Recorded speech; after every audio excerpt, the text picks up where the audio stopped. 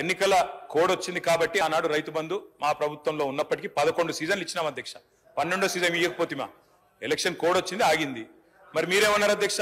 December 3కు ముందు తీసుకుంటే 5,000, December 3 తర్వాత తీసుకుంటే 7,500. ఇప్పుడు మీరు చెక్కిన లెక్క ప్రకారం ఇచ్చినారా అధ్యక్ష? 7,500 ఇచ్చారా? మంత్రి గారు చెప్పాలా? ఇవ్వలేదు అధ్యక్ష. అధ్యక్ష మార్పు మార్పు మార్పు అని ఉదరగొట్టారు అధ్యక్ష. మార్పు అంటే ఏందో అనుకున్నాం అధ్యక్ష. పేరు మార్చి రైతు బంధు పేరు మార్చి రైతు భరోసాను పెట్టి పైసలు మాత్రం గవే.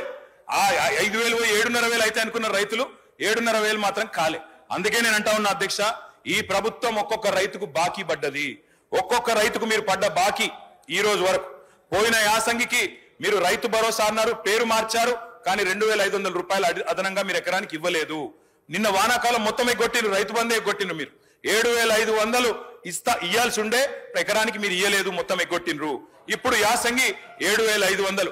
ఒక ఎకరానికి ఈ రాష్ట్రంలో రైతుకు ఇవాళ మీరు బాకీ పడ్డారు. ఆ బాకీ 17,500 రూపాయలు.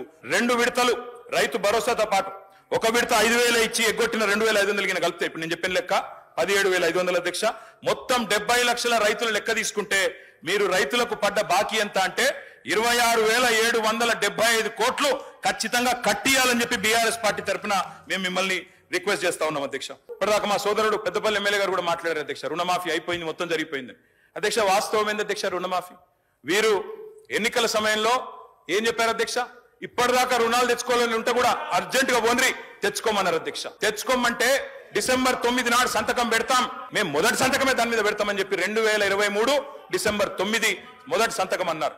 ఏకకాలంలో రుణమాఫీ అన్నారు, ఒకటే పెన్ స్ట్రోక్ తో చేసేస్తా అన్నారు. కానీ అధ్యక్ష జరిగింది ఏంది అధ్యక్ష? ఈరోజు ఈ రాష్ట్రంలో ఎస్ఎల్బిసి వీరు ప్రభుత్వం రాగానే డిసెంబర్ 7 ఎస్ఎల్బిసి పెట్టారు. State level bankers committee meeting పెట్టారు.